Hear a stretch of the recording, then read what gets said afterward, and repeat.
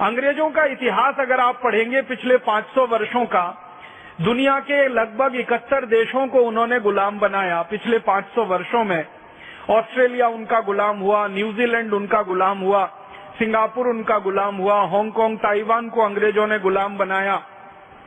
भारत के पड़ोसी बहुत सारे देश, इंडोनेशिया, मलेशिया अंग्रेजों की गुलामी में गए। चीन भी गुलाम रहा काफी दिनों तक अंग्रेजों का। जापान को अंग्रेजों ने गुलाम बनाया। दुनिया के ऐसे 71 देशों में, अमेरिका, कनाडा भी अंग्रेजों के गुलाम रहे।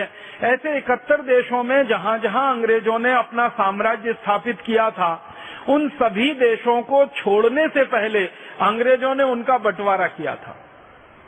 अफ्रीका का इतिहास अगर आप पढ़ेंगे तो अफ्रीका में अंग्रेजों ने 450 वर्षों की गुलामी लाई थी, या 450 वर्षों तक अफ्रीका में अंग्रेजों का साम्राज्य चला था। और अफ्रीका के एक एक देश को सीधी सरल रेखा में उन्होंने बांट दिया।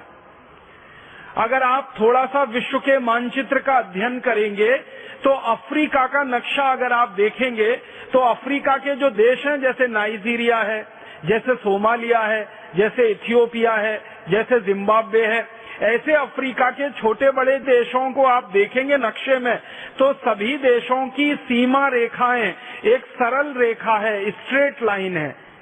कोई देश चौकोर है, कोई तिकोना है, कोई पंचकोणीय है, कोई षटकोणीय है। इस तरह से देशों को काटा है। मैं आपको जो कहना चाहता हूं वो ये कि देश की सीमाएं कभी भी सीधी सरल रेखा नहीं होती। देश की सीमाएं टेढ़ी मेढ़ी रेखा होती हैं। भारत की सीमा को देखो, अंग्रेज तो भारत को खंड खंड तोड़ना चाहते थे।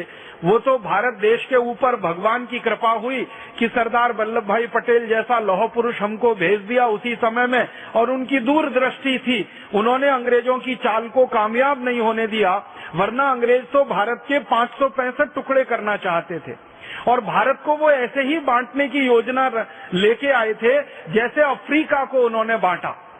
तो अफ्रीका के देशों के बारे में आप ध्यान से देखेंगे, सभी देशों की सीमाएं स्ट्रेट लाइन में है, सीधी सरल रेखा है। ऐसे बांटा है अंग्रेजों ने मनमानी से, मनमर्जी से। तो अंग्रेजों की योजना थी, जैसे अफ्रीका में उन्होंने किया कि देश को छोड़ा तो बंटवारा कराया उस देश का, खंड खंड तोड़ा उस पूरे अफ्रीका के लोगों को, वैसे ही उनकी योजना भारत के लिए थी कि भारत को वो छोड़ेंगे तो एक देश नहीं रहने देंगे, उसको खंड खंड तोड़ेंगे। तो उन्होंने क्या किया, भारत में 565 रियासतें हुआ करती थी, उनके राजा हुआ करते थे, उनको भड़काना शुरू किया, उकसाना शुरू किया, और हर एक राजा को अंग्रेज ये कहा करते थे प्रत्यक्ष और परोक्ष रूप से कि आप चाहो तो भारत से अलग हो सकते हो।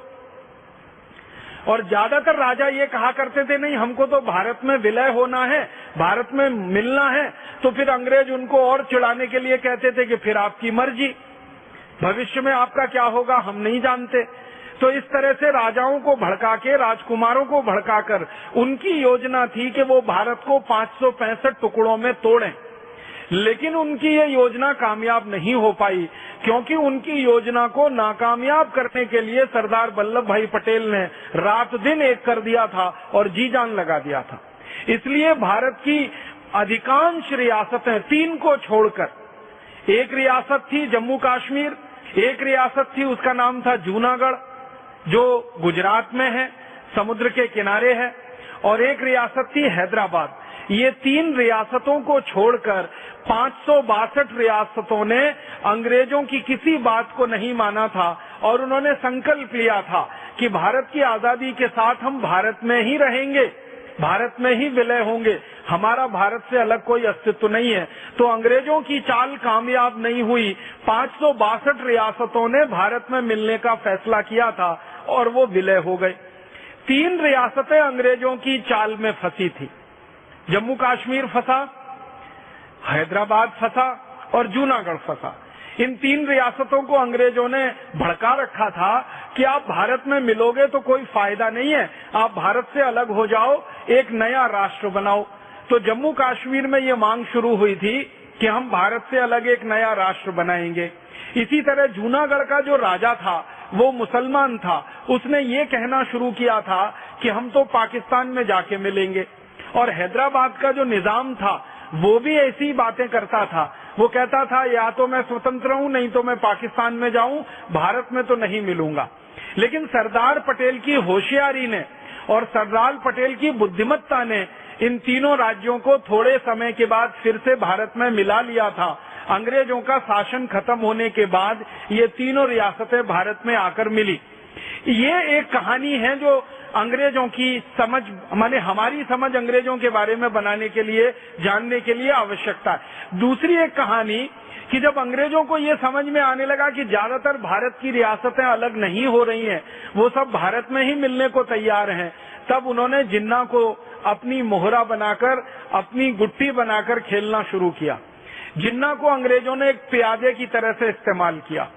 शतरंज का जो खेल होता है ना, उसमें कुछ प्यादे होते हैं, वैसे ही जिन्ना अंग्रेजों का प्यादा बना। और जिन्ना के पीछे अंग्रेज तब से लगे हुए थे जब मोहम्मद अली जिन्ना लंदन में वकालत पढ़ने के लिए गया था। बैरिस्टर हुआ था वो, लंदन से उसने पढ़ाई की थी, तब से अंग्रेजों ने जिन्ना को देख रखा था। और जब वो भारत लौटा तो सब तरह का सहयोग करके जिन्ना की एक पार्टी खड़ी की जिसका नाम मुस्लिम लीग पड़ा। ये मुस्लिम लीग को बनाने के लिए सारा पैसा अंग्रेजों ने दिया जिन्ना को, और न सिर्फ पैसा दिया बल्कि अंग्रेजों ने अपने अखबारों में मुस्लिम लीग के बारे में चर्चा और बखान करवाना शुरू किया। अंग्रेजों के जो अखबार निकला करते थे इस भारत देश में, जिन्ना की पार्टी के बारे में खूब बड़ी बड़ी खबरें छपती थी।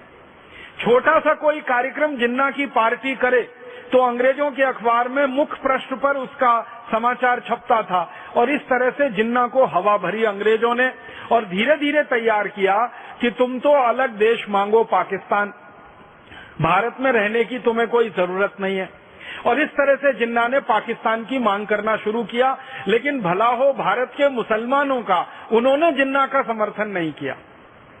फिर धीरे धीरे अंग्रेजों ने कुछ मुसलमानों को, बंगाल के कुछ मुसलमानों को और खासकर बिहार के कुछ मुसलमानों को जो जिन्ना के साथ थे, पैसे देकर, फंड देकर, रिश्वत देकर, लालच देकर, घूस देकर तैयार करवाना शुरू किया कि तुम भी पाकिस्तान मांगो।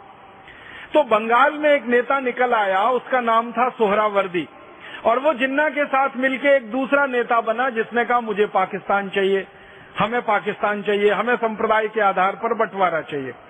तो इस तरह से पाकिस्तान की मांग 1937 के बाद इस देश में खड़ी की गई। अंग्रेजों की पूरी ताकत उसमें लगी, पैसा लगा, उनकी शक्ति लगी, उनकी अकल लगी, उनकी बुद्धि लगी, और इस तरह से ये बात बढ़ती चली गई।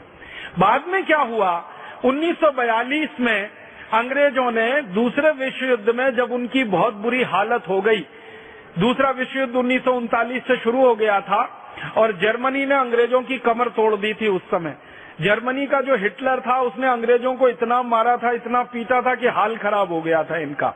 बम गिराए थे इतने पूरे इंग्लैंड पर कि लाखों लोग मर गए थे, और यूरोप के और देश जो अंग्रेजों को मदद कर रहे थे वो भी पिट गए थे। तो अंग्रेजों की 1942 तक हालत बहुत खराब हो गई। तो अंग्रेजों ने परोक्ष रूप से ये कहना शुरू कर दिया कि शायद अब भारत में वो ज्यादा दिन नहीं रह पाएंगे या भारत में ज्यादा शासन नहीं कर पाएंगे। और 1945 में जब दूसरा विश्व युद्ध खत्म हो गया और अंग्रेजों की अर्थव्यवस्था पूरी तरह से ध्वस्त हो गई, तब तो अंग्रेजों ने खुलकर कहना शुरू कर दिया कि अब भारत छोड़कर वो चले जाएंगे। और 1946 में बाकायदा उसकी घोषणा हो गई और 47 में 15 अगस्त को वो चले गए। लेकिन जब 42 से अंग्रेजों का ये मन बन गया कि उनको भारत से चले जाना है, छोड़ देना है, तो उन्होंने भारत के नेताओं से बिना बताए हुए ट्रांसफर ऑफ पावर की बात करना शुरू किया। और उन नेताओं में बहुत महत्वपूर्ण उनके लिए जिन्ना था, और जिन्ना को फिर से उन्होंने यही बात समझाना कि अलग पाकिस्तान ले लो, अलग देश ले लो, तुम प्रधानमंत्री हो जाओगे, तुम ऐसे हो जाओगे, और ये सब चलना हो गया और आगे ये बढ़ता चला गया। अंत में ये हुआ, महात्मा गांधी एक बड़े नेता थे उस समय आजादी के आंदोलन के, उन्होंने एक संकल्प ले रखा था, वो ये कि भारत का बंटवारा होगा नहीं किसी भी कीमत पर। और महात्मा गांधी ने पूरे देश में ये ऐलान कर दिया था कि भारत बटेगा नहीं, भारत एक रहेगा, अखंड रहेगा। अगर भारत का बंटवारा कोई करना चाहता है तो उसको दिन में सपने देखना बंद कर देना चाहिए, मैं होने नहीं दूंगा। और एक दिन तो इतनी कठोर बात कही उन्होंने कि भारत का बंटवारा बाद में होगा, पहले मैं मरूंगा। और मेरी लाश पे भारत का बंटवारा होगा। तो गांधी जी ने ये ऐलान कर रखा था। और आपको शायद मालूम है ये बात कि भारत के करोड़ों नागरिक गांधी जी के साथ थे। तो करोड़ों लोग भी गांधी जी के संकल्प के साथ थे, हिंदू हो मुसलमान हो, सब लोग गांधी जी के साथ कहते थे कि हमें भी भारत का बंटवारा नहीं कराना है। तो माउंटबेटन नाम का एक आदमी भेजा गया इंग्लैंड से, और उसको इसलिए भेजा गया कि वो जाकर भारत का बंटवारा कराने में मदद करे। और माउंटबेटन को भारत में अंग्रेजों का आखिरी वॉयसराय माना जाता है, आखिरी गवर्नर जनरल माना जाता है। उसने आके जो गोटियां बिछाई, उसके आधार पर भारत के बंटवारे की पृष्ठभूमि तैयार हुई। उसने क्या किया, जिन्ना को और ज्यादा राजनीतिक महत्वाकांक्षा से प्रेरित करा के एकदम से पक्का खड़ा कर दिया कि हमको तो पाकिस्तान ही चाहिए। तो बातचीत शुरू हुई, और उस बातचीत में जो अंदर के दस्तावेज हैं जो मैं आज आपसे कहना चाहता हूं वो ये कि जिन्ना एक बार महात्मा गांधी से मिलने गया। महात्मा गांधी ने जिन्ना को पूछा, भाई तुमको क्या चाहिए? कि पाकिस्तान चाहिए। क्यों चाहिए? मुझे प्रधानमंत्री होने का है, अलग मुसलमानों का देश बनाने का है। तो महात्मा गांधी ने कहा कि भारत के मुसलमान तो चाहते नहीं कि अलग पाकिस्तान बने, वो तो तुम्हारे साथ है नहीं। तो जिन्ना ने कहा कि नहीं, मेरे साथ बहुत मुसलमान है। तो गांधी जी ने कहा कि देश में एक जनमत संग्रह करा लो। तो जिन्ना उस बात से पीछे हट गया। फिर गांधी जी ने बड़े प्रेम से समझाते हुए कहा कि तुमको प्रधानमंत्री ही होना है ना, तो भारत के हो जाओ, इसमें क्या बुराई है, लेकिन देश तो एक रहे, देश तो नहीं टूटे। तो जिन्ना तुरंत तैयार हो गया, और गांधी जी को लगा कि इसकी यही कमजोरी है कि ये प्रधानमंत्री होना है इसको। अब जिन्ना ने जब ये मान लिया कि मैं प्रधानमंत्री हो जाऊं, तो उसने कहा फिर भारत नहीं बंटवारा मुझे करना, फिर भारत को नहीं तोड़ना, माने प्रधानमंत्री पद चाहिए। अब जिन्ना के सामने जो व्यक्ति थे प्रधानमंत्री पद के उम्मीदवार, वो थे पंडित जवाहरलाल नेहरू। और उन्होंने एक ऐसी कड़वी बात कह दी जिसमें सारे देश की दिशा बदल गई। मैंने आपसे कहा था, बहुत ध्यान से इस बात को सुनिएगा, कि थोड़े से किसी क्षण विशेष पर हम एक मामूली सी भूल करते हैं और वो देश के लिए पूरा इतिहास बदल देती है। जब नेहरू जी के सामने ये बात आई कि जिन्ना प्रधानमंत्री बनने के लिए बात कर रहा है और वो देश का बंटवारा नहीं चाहता, तो गांधी जी ने संदेशा भिजवा दिया कि ठीक है, जिन्ना को प्रधानमंत्री स्वीकार कर लेने में कोई गलती नहीं है, अगर देश टूटने से बचता है तो इसको प्रधानमंत्री स्वीकार करने में कोई दिक्कत नहीं है। नेहरू जी ने एक बहुत कड़वा वाक्य कहा। परम पूजनीय स्वामी जी हम लोगों को बार बार ये कहते रहते हैं, और मैं इस बात को विशेष रूप से ध्यान से सुनता हूं कि भाषा का प्रमाद नहीं होना चाहिए, बोली में प्रमाद नहीं होना चाहिए, और वो प्रमाद नेहरू जी की बोली में आ गया। नेहरू जी ने पब्लिक एक स्टेटमेंट कर दिया, पूरे देश की जनता के सामने उनका बयान आ गया कि मैं मोहम्मद अली जिन्ना को अपने कैबिनेट के मंत्रिमंडल के चपरासी के रूप में भी नहीं देख सकता। पंडित जवाहरलाल नेहरू ने ये कह दिया कि मैं मोहम्मद अली जिन्ना को अपने मंत्रिमंडल के चपरासी के रूप में भी नहीं देख सकता। माने सीधी सी बात है कि मैं उनको अपने मंत्रिमंडल का चपरासी नहीं बना सकता, प्रधानमंत्री बनाना तो बहुत दूर की बात है। और ये बात जिन्ना के दिल में तीर की तरह से चुभ गई, और जिन्ना ने फिर कहा कि अब तो मैं पाकिस्तान बना के ही रहूंगा, चाहे जो हो जाए।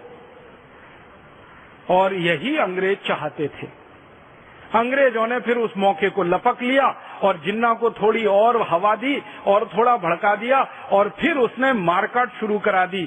एक डायरेक्ट एक्शन प्लान शुरू हुआ था बंगाल में, और जिन्ना के मुस्लिम लीग पार्टी के जो सदस्य हुआ करते थे, उन्होंने तलवारें निकालकर हिंदुओं का कत्लेआम शुरू कर दिया था बंगाल में। और इस बयान के बाद सारी स्थिति और परिस्थिति बदल गई। महात्मा गांधी बहुत कोशिश करते रहे कि किसी तरह से बात बन जाए, लेकिन वो बात नहीं बनी, और जिन्ना उसके बाद फिर माना नहीं और गांधी जी को मिलने भी नहीं आया। फिर उसने कहा कि पंडित जवाहरलाल नेहरू कहते हैं कि मैं उनके मंत्रिमंडल का चपरासी बनने लायक नहीं हूं, तब तो सवाल ही नहीं उठता, अब तो मैं नया देश बना के ही रखूंगा और उसका प्रधानमंत्री बन के दिखाऊंगा। अच्छा, जिन्ना का जो एक डॉक्टर था जो उसका इलाज करता था, उस डॉक्टर ने कोई सूचनाएं लोगों को भिजवाई थी, और कांग्रेस के कई बड़े नेताओं को ये जानकारी दी थी कि ये जिन्ना ज्यादा दिन का मेहमान नहीं है, इसको बोन टीबी हो गई है, ये 2-4-6 महीने जिंदा रहेगा, उसके बाद मर जाएगा। इसको प्रधानमंत्री अगर बनाना है तो बन लेने दो, देश तो एक रहेगा, बंटवारा नहीं होगा। लेकिन किसी ने उस डॉक्टर की बात पे ध्यान नहीं दिया और अंत में फिर वो हुआ।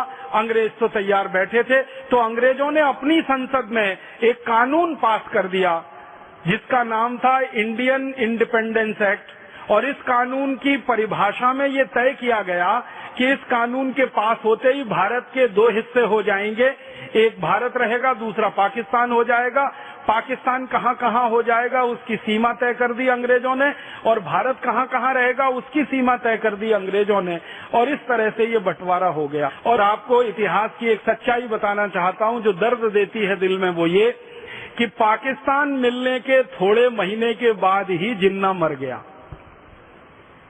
सच में मर गया, और वो टीबी से मर गया, उसको बोर्न टीबी थी। तो बार बार उसके डॉक्टर की बात याद आती है कि उसका डॉक्टर ये कहा करता था कि ये 5-6 महीने का मेहमान है, इसको बन लेने दो प्रधानमंत्री, बाकी तो फिर पूरा देश हमारा ही है। लेकिन किसी ने उस डॉक्टर की बात को गंभीरता से नहीं लिया।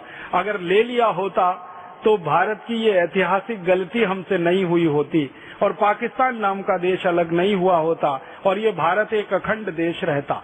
अब उसके बाद क्या हुआ कि जिन्ना तो मर गया, और मरने के बाद फिर पाकिस्तान का जो हाल हुआ वो आपकी आंखों के सामने है। उसमें मैं विस्तार में नहीं जाना चाहता क्योंकि पाकिस्तान के आंतरिक मामले में मैं दखल नहीं देना चाहता। लेकिन जितना मामला भारत से जुड़ा हुआ है वो ये है। अब इस मामले का अंतिम जो वो निकला सच बन के सामने कि बंटवारा हुआ भारत पाकिस्तान, तो मुसलमानों को पाकिस्तान जाना है और हिंदुओं को पाकिस्तान से भारत आना है। बहुत सारे मुसलमानों ने पाकिस्तान जाने से मना कर दिया और बहुत सारे हिंदुओं ने पाकिस्तान से भारत में आने को मना कर दिया। तो फिर मारकाट शुरू हुई और सारी दुनिया का इतिहास इस बात का गवाह है कि एक देश के 2 टुकड़े हुए तो इतने लाख लोगों की मारकाट कभी किसी देश में नहीं हुई जो भारत में हुई। भारत और पाकिस्तान के बनने पर लाखों लोगों का कत्लेआम हुआ है, उसके सही सही आंकड़े नहीं मिलते। पाकिस्तान के आने वाले और भारत से पाकिस्तान जाने वाले लाखों लोगों का कत्लेआम हुआ, लाखों माँ बहन बेटियों की इज्जत लूटी गई, लाखों छोटे छोटे बच्चों का कत्लेआम किया गया। उस जमाने के दस्तावेज को पढ़ते हैं तो आंखों में आंसू आते हैं। भर भर के गाड़ियों में, ट्रेनों में, बसों में, बैलगाड़ी में, घोड़ा गाड़ी में, खच्चर में लोग ढेर के ढेर इधर से उधर, उधर से इधर जाते थे। किसी को अपना घर छोड़ना पड़े, संपत्ति छोड़नी पड़े, अपनी सभ्यता, अपनी संस्कृति छोड़नी पड़े और उजड़कर दूसरी जगह जाकर रहना पड़े। इसका दर्द वही बता सकता है जिसका उजाड़ हुआ है घर। और भारत में ऐसे लाखों परिवार हैं, शायद मैं कहूँ तो अब कुछ करोड़ परिवार ऐसे होंगे जो उजड़कर पाकिस्तान से भारत में आए और सब कुछ उन्होंने वहाँ छोड़ा था, कुछ नहीं ला पाए और यहाँ लाकर शून्य से उन्होंने अपना जीवन शुरू किया और आज भगवान की कृपा से वो शिखर तक भी पहुंचे।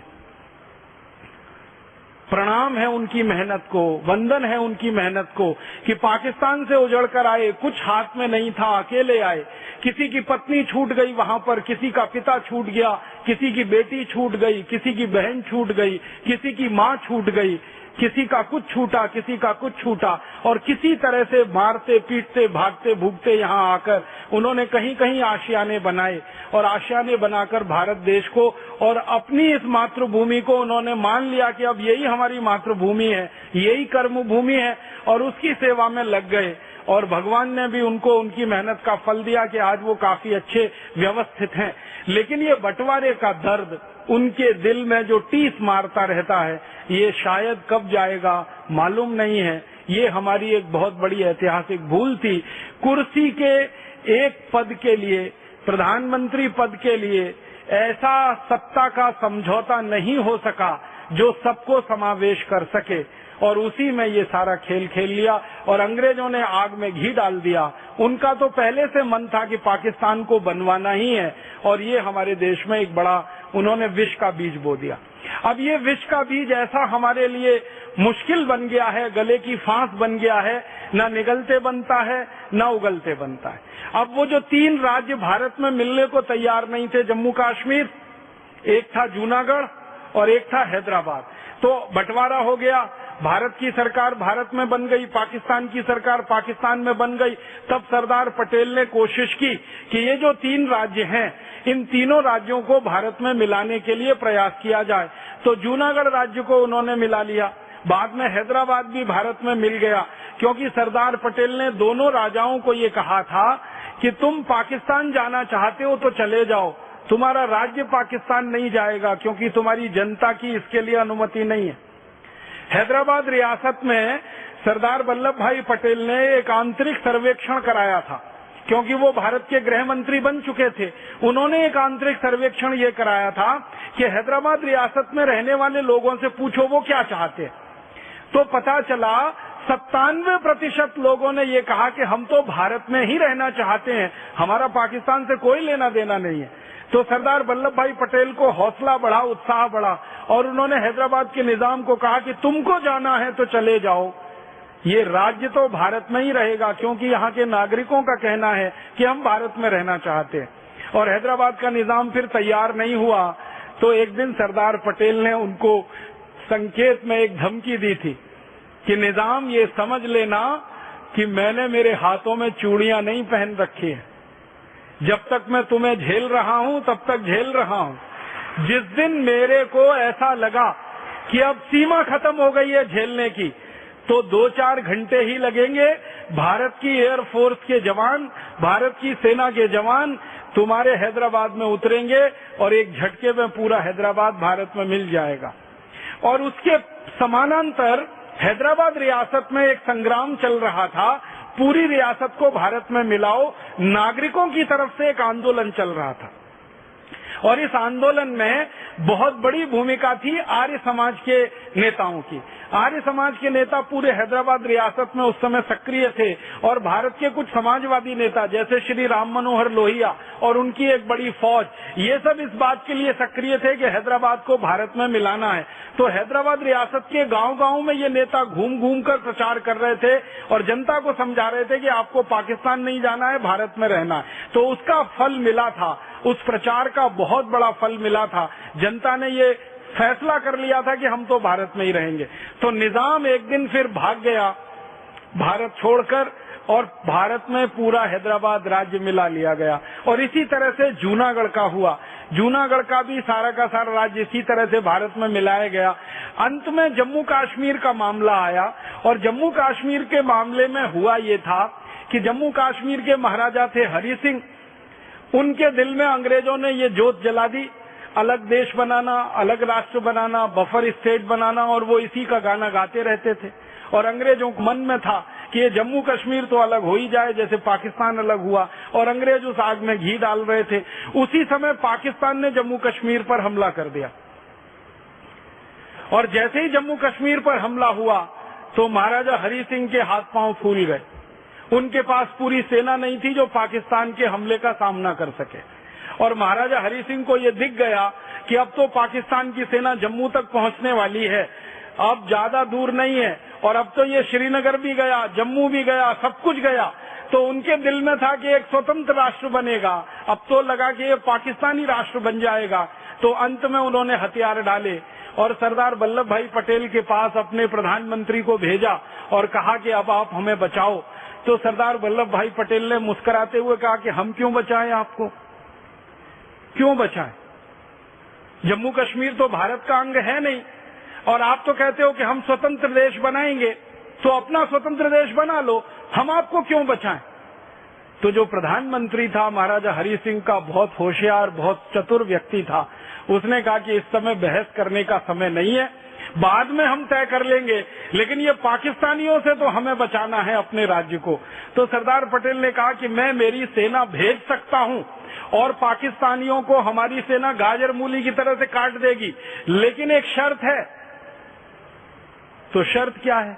शर्त यह है कि आप बिना किसी शर्त के भारत में मिलने का फैसला करो और ऐलान करो कि भारत में आपका पूरा राज्य का विलय होगा।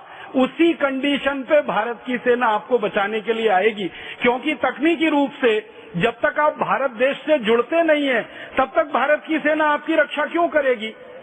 क्योंकि भारत की सेना तो भारत की सीमाओं की रक्षा करने के लिए है, और जम्मू कश्मीर चूंकि भारत का अंग नहीं बन पा रहा है और आपने ऐलान कर दिया है कि इसको स्वतंत्र देश बनाना है, तो हम आपकी रक्षा तो नहीं कर पाएंगे। तो प्रधानमंत्री भागा भागा वापस गया महाराजा हरि सिंह के पास और कहा कि सरदार पटेल ने तो ना कह दिया है, सेना तो नहीं आएगी। जब तक हम भारत में विलय के दस्तावेजों पे हस्ताक्षर नहीं करते, भारत के साथ विलय के संधि पत्र पर हम हस्ताक्षर नहीं करते, तब तक भारत की सेना नहीं आएगी और हम तो अब मारे जाएंगे। और उस समय पाकिस्तानी सेना श्रीनगर के बिल्कुल नजदीक में थी, हमला करते हुए वो आगे बढ़ रहे थे। कबायली लोग पाकिस्तानी सेना में भरपूर मदद कर रहे थे। तो महाराजा हरि सिंह ने फिर दस्तावेज पर हस्ताक्षर किए, भारत में जम्मू कश्मीर का विलय हुआ और जम्मू कश्मीर भारत का अभिन्न अंग बना। और सरदार पटेल के सामने जब ये दस्तावेज प्रस्तुत हो गए कि महाराजा हरि सिंह ने स्वीकार कर लिया है, तो फिर सरदार पटेल ने आदेश किया कि अब भारत की सेना जम्मू कश्मीर कूच करेगी। तो भारत की वायु सेना ने और थल सेना ने रातों रात 24 घंटे में जम्मू कश्मीर में जो ऑपरेशन चलाया वो दुनिया का सबसे अद्भुत ऑपरेशन था। हजारों सैनिक उतार दिए जम्मू कश्मीर में और उन सैनिकों ने जो पराक्रम दिखाया वो भी दुनिया में अद्भुत था।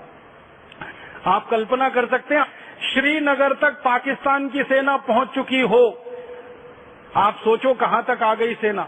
वहां तक पाकिस्तान की सेना पहुंच चुकी हो, तब भारत की सेना ने एंट्री की थी, प्रवेश किया था और प्रवेश करते करते गाजर मूली की तरह से पाकिस्तानियों को काट दिया था। और पाकिस्तानी फिर उल्टे पैर भागे वहां से, और भागते भागते भारत की सेना ने जब उनका पीछा किया तो पाकिस्तानी सीमा तक भारत की सेना पहुंच गई और पाकिस्तानी सीमा का एक बड़ा हिस्सा भारत की सेना के कब्जे में आ गया।